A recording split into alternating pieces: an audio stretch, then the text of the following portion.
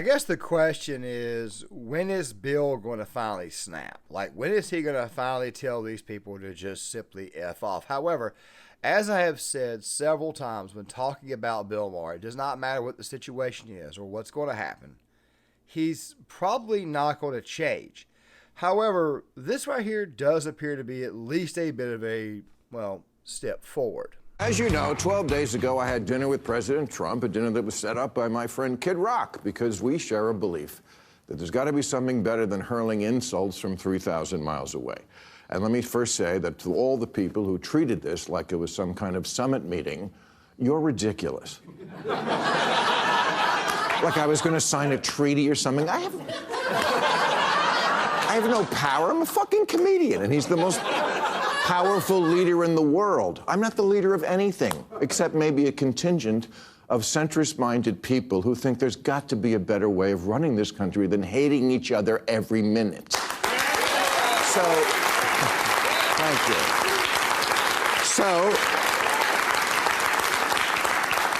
Okay, so meet up in person. Maybe it'll be different. Spoiler alert, it was.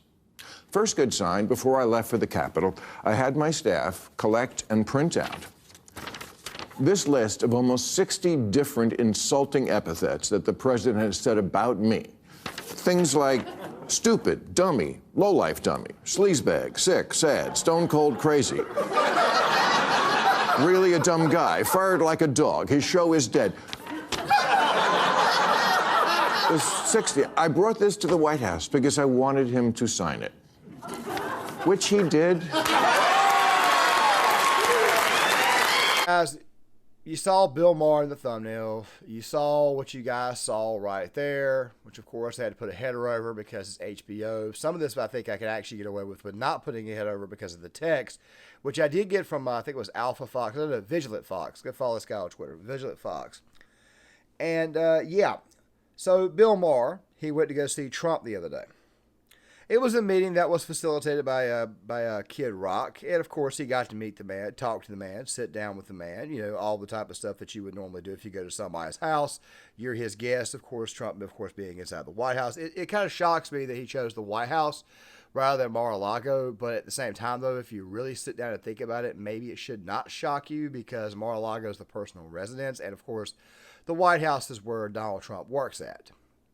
Now, guys, we'll talk about that over the course of this video, but I want you guys to know right now, this video right here is not going to be so much about Bill in a sense that it's about Bill Maher. It's going to be more about what you see right here in the B-roll footage, which is something that Piers Morgan said. And, of course, I have to show you guys the meltdowns that certain people on the left had over finding out that Bill Maher was going to be sitting down with the Donald. You know nothing else about Trump. He's transactional. So I don't care what happens. If you go to Mar-a-Lago or you have dinner with him, he's going to get something out of it. He's not the kind of man who just does things for giggles and laughs. And Bill Maher is not this. Bill Maher's position on woke is virtually the same line as Trump. I think he's been a vociferous opponent of woke. I can't even differentiate some of the things that the administration has said about the woke phenomenon, and he has. So I think they have a lot in common. Bill Maher, I know, disagrees with a lot of what Donald Trump has said and done, and he's talked about that. He does agree with Donald Trump on the woke issue, and he said that woke was a good thing initially, taken way too far by the left wing of the Democratic Party. Let's be clear. So, but hold on. Let me just make my point. Why do you have to paint somebody as 100% wrong? You might agree with them on one thing or another. Why not say it? Because you have more credibility about the things you disagree with if you can say that. Woke is not making Harriet Tubman and black heroes disappear from well, from no, history. You're right. You're woke right. And I think he spearheaded that. It's really his position on woke. See, it's easy for a lot of Americans to not take this personally because it's not their history that is being dismantled. It is not their resume that is being questioned. Okay, so Bill Maher going to meet with Trump probably makes him one of the most annoying comedians right now. And comedians are very, very annoying. Over something like the woke issue, which really doesn't, I mean, I guess it affects him and it affects his market. You guys could obviously see there are some people who are not exactly taking this too well. Now, guys, before we fully dig into this, please, as always, make sure you guys subscribe. It's the best way to support the channel. Also, if you are subscribed already, please make sure you guys have got the notifications bell on. Also, cut the notifications bell on if you do subscribe, so that way you guys are notified when these videos are released. YouTube has a way of not letting people know that certain videos are released by certain content creators. Of course, those are being content creators that you are, in fact, subscribed to. Also, something else, too, please hit the like button so that way the video takes off and the algorithm has a better chance of reaching a much, much larger audience. Let's go ahead and get 2,000 subscribers before the end of the month of April, and let us go ahead and fully dig into this. The D.L. Hughley reaction. That's actually my favorite one. Because as you guys may or may not already know, D.L. Hughley is one of the people who the most vocal about not giving up the woke. Yeah. You guys will see in the next video exactly how far these people are going to take it and exactly what's going to happen to it. Also, something else too, I want to go ahead and say this right now. Woke is probably not going to die. It'll appear dead. It'll go down for a while, but it will probably come back repackaged as something else. To me, I think this right here is kind of sort of a trial and error stage, and obviously it has ran its course, but it will return at some point in time, full-throated, just repackaged as something else, just saying. The other guy doesn't really surprise me either, and there was also this guy right here in the B-roll footage that you guys are seeing right now who was also upset about Bill going to go see Donald Trump. And I'm here to tell you guys right now that at some point in time, you got to realize that some of these people are not going to be saved, as in some of these people are going to live with this delusion for the rest of their lives, and they're going to continue to be deluded regardless. And if you really think about it, it's not so much the fact that they hate conservative politics or even moderate politics, because guess what?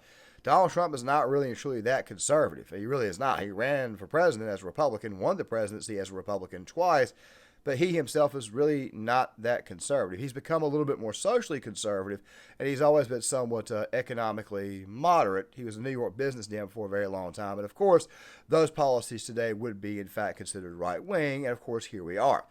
The point is this right here. The real problem that people like D.L. Hughley had, the real problem that people like the other guy that you saw there had, also not just him, but also the guy who was complaining about Bill, the white guy, is that their real issue, their real problem is not with the politics, it's with you. And me too. I mean, guys, I'm like the devil to these people, like Beelzebub to these people. But of course, every other conservative commentator up here on this platform is like the devil to these people. Just saying. But speaking of Bill, let's get back to Bill. So what exactly happened when he went to go meet the president? Well, let's go ahead and get to that. Roughly a minute and 18 seconds. This right here has got texted, so you ain't got to worry about a header, but here goes. We were walking through his amazing, it is an amazing tour of the whole house. And I don't remember exactly what we were talking about, but it must have been something with the 2020 election, because I know he used the word lost. And I distinctly remember saying, wow, I never thought I'd hear you say that. He didn't get mad. He's much more self-aware than he lets on in public. Look, I get it. It doesn't matter who he is at a private dinner with a comedian. It matters who he is on the world stage. I'm just taking as a positive that this person exists, because everything I've ever not liked about him was, I swear to God, absent, at least on this night with this guy. Bob, Kid Rock, told me the night before, he said, if you want to get a word in edgewise, you're going to have to cut him off. He'll just go on. Not at all. I've had so many conversations with prominent people who are much less connected, people who don't look you in the eye, people who don't really listen because they just want to get to their next thing, people whose response to things you say just doesn't track, like, what? None of that with him. And he mostly steered the conversation to, what do you think about this? I know, your mind is blown, so's mine. At one point, seems to me like just a couple of dudes shooting the crap. There was also another segment that I have included here as well that I'm going to go ahead and play for you guys now before I get to the full-blown commentary, but here you go. Gave me a bunch of hats, but he didn't ask me to take a picture in one, which I appreciated. The guy I met is not the person who the night before the dinner shit-tweeted a bunch of nasty crap about how he thought this dinner was a bad idea and what a deranged asshole I was. I read it and thought, oh, what a lovely way to welcome someone to your house.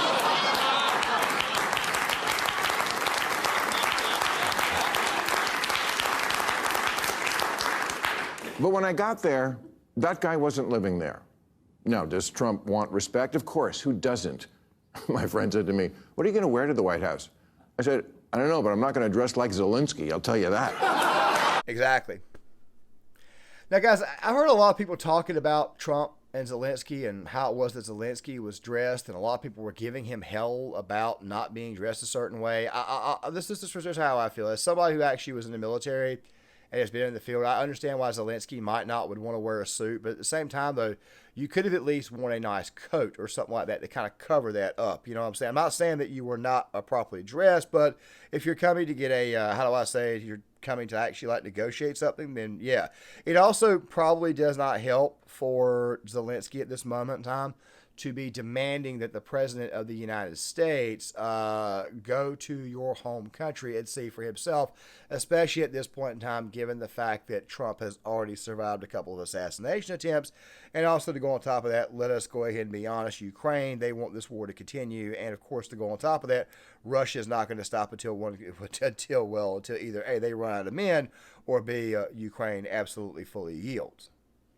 It's probably not a good idea to get the guy who's actually going to broker the peace to go to the combat zone himself. You may want to like meet him somewhere like neutral or something like that. I don't know. But of course, Bill, moving on here, would catch some flack from a deranged journalist.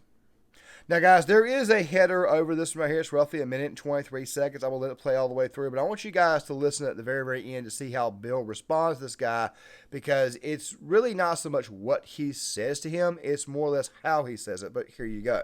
You know, Bill, I think you're right in saying that people have made too much of this, okay? It's not the Alta Summit. You're not Churchill. Kid Rock is not Stalin. Trump sure as shit is an FDR, okay? So, yes, I believe too much has been made about this, but I think you've fallen into the trap. I think I represent 99% of the internet when I say this, is that you've played the game of proximity is principle. And what people are worried about is not your motivation. We believe you. We love you, Bill. Everybody loves Bill, right? I'm questioning your motivation. I'm questioning Trump's, okay? And if we can say that you went there in good faith, but maybe, just maybe, he wasn't there in good faith. I mean, you sold him on the Iran deal and he took it in. I mean, give me a break, okay? So the idea here is that your motivation is sound, but what's the impact? And I think a lot of people out there, fans of yours, people who love you, people who are fans of you, like me, I've been fans of you. You don't have to patronize me, dude. Okay. I don't know you. Fair enough. I never met you. I'm just saying that this comes from not a place everybody of has love. to like it. All I'm That's saying what we is- said. There are people who didn't want it to happen at all. You sound like one of them. It's No, okay. no. But did I you don't hear not manage it. did you hear what I said? Yeah. Like, what is the alternative to not talking? Just sit at your lunch table and don't talk to anybody. I talked to him. I've interviewed Trump. Here's his interview. That's not it. That's just not an interview. This was not an interview. I agree with. Almost makes you wonder exactly what it is that they're going to do to Bill Maher next time he says something that's not exactly, how do I say, mean about Trump. This right here is what Trump derangement does to you. All right, it's just what it is. You know, there's a guy in the B-roll footage, one of the ones I mentioned, was talking about this right here is what narcissists do. They lure you in, and they make you feel special. And I'm like, I don't know about that. I'm a little bit confused. I thought it was the narcissists who are the ones that have always got to be made to feel special. I don't know, it sounds to me like some wiring is off somewhere in there, but still, though, at the same time, that right there is, hey, this right here is what Trump derangement does to you. I mean, it basically takes your soul or it fully corrupts your soul. I'll let you guys decide on that there in the comment section until I figure it out, but I'll continue to say it until somebody says otherwise. But let me get back on track. Don't patronize me. Don't patronize me. That's how he said it. Not so much the fact he said don't patronize me. It's how he said it. Very stern. This right here is what I'm talking about. You see, some of these people are never going to get reached, okay? You could show them proof. You could give them anything and everything that they want, give them all the evidence in the world, and these people will just go ahead and just shoot right back to their holes where they came from or where they live. I don't know. Still, though, the point is right here. You are scared. You are scared that Bill is going to be enamored by Trump. Bill Maher has talked shit about Donald Trump every day since 2015. That is coming up on 10 years to the date, to the point where Trump walked down that escalator in June of 2015. He has ran his mouth by him every single day. He has, let's just say, he has showcased his displeasure to the point to where he even rooted on a recession to get Trump removed. All right? Bill Maher, and I've said this around on several occasions, while it is that every now and again he will pop up and say something that makes a lot of sense, Bill Maher, for the most part, is still very, very much coping with the environment that he helped create. All right?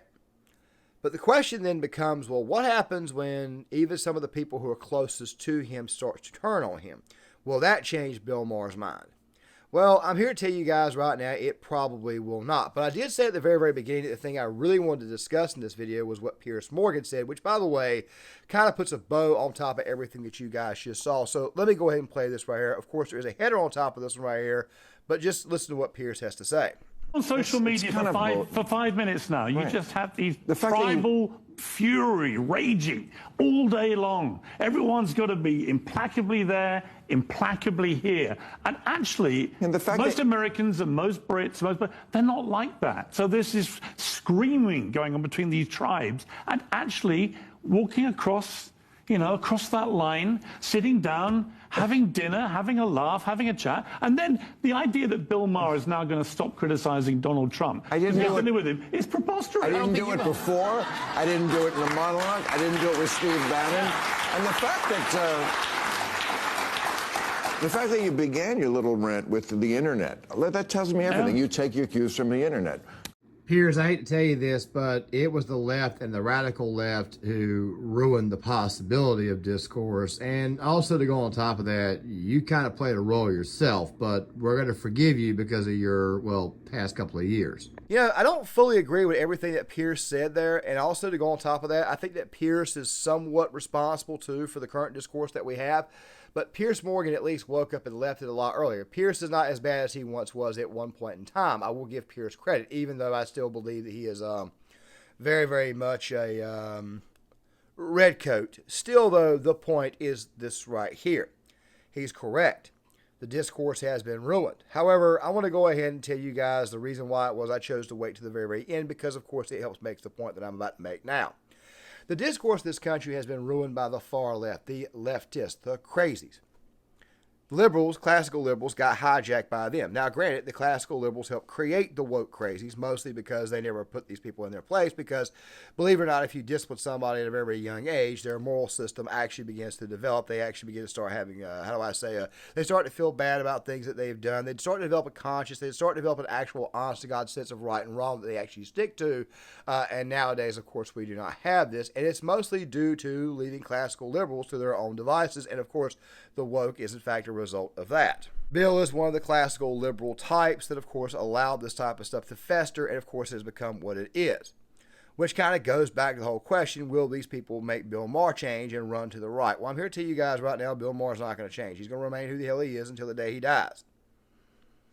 You're not going to see him come out and start voting Republican or anything like that. However, it's just more and more clarification of what we already know, the civil war on the left, the divide on the left. By the way, that right there will be coming up again in video number 2 a little bit later on today, or a little bit later on in the evening. However, the thing is this right here, going back to what Piers Morgan was saying, there are people out there who are left-leaning that you can't have a conversation with that, of course, will eventually show up and come over to the right. As a matter of fact, a lot of those ex-Democrats have, in fact, left the Democratic Party, registered as independent, and, of course, some of them are shifting to the right. As a matter of fact, the 2024 presidential election, the entire country shifted to the right. I don't think I need to bring that map up again, but don't worry, stuff will be linked in the description box. The truth is this right here. It is the Trump deranged, and, of course, it's also the radical left together that have made it impossible for people to have actual honest-to-God discourse over this entire situation or have discourse over anything nowadays. You can't even talk sports today without pissing somebody off or it getting political. That right there is how deranged these people are. That's right. There's the effect that mainstream media has had on these people. And, of course, it's also further proof that when Donald Trump came around, it's almost like their souls left their body, or maybe it's possible that they just showed you who the hell they were the entire time. I still have not figured out exactly what that is, but if you guys know, please tell me in the comments section. I'm asking for your help on that topic. But the point is this right here. Bill is starting to see exactly what it is when people do, in fact, turn on you. And while nobody's actually turned on him like the journalist there who was sitting at the table with him, that right there is probably going to come down the road if Bill says one more thing about Donald Trump that's actually somewhat on the nice side of the conversation. But you guys tell me what you think. I would love to hear what you guys have got to say. You guys tell me what you think is going to happen to Bill going forward. Will you tell me what you think they're going to do to him going forward? Because obviously this right here is the abominable, which of course is to sit down with the Donald at the White House, have a drink, have something to eat with the man, and even have a conversation with that right there, which, by the way, you criticize all the time. These people obviously do not get that there, but of course it's further proof of what I've been saying the entire time. Still, though, you guys please hit the like button, subscribe, share the video, sign off in the comment section, and I'll see you guys later.